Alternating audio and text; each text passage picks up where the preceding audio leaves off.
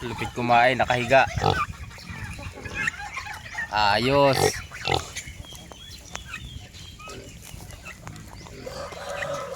Itong kagandahan sa native mga idol, kasi kahit hindi ka bumili ng pigs, kahit ano kinakain ng mga yan. Kaya kahit matagal sila lumaki, okay lang. Kasi nga, nagsilabasan na pala tong mga ano natin ah. Oh. Nagsilabasan na sila idol. Ayun na oh. Nanggugulo na.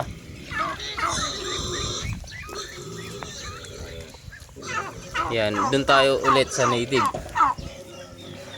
Ang kagandahan dito sa native mga idol, native na baboy, hindi mo na kailangan bumili ng feeds, kasi kahit ano kinakain nila.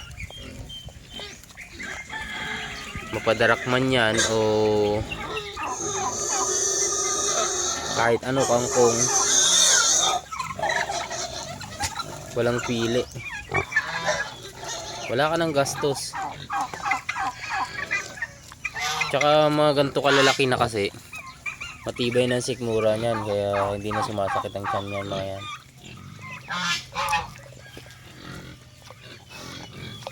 Yan, nakahiga lang siya habang kumakain. Yun yung native na baboy natin. Pararamihin natin yan dito.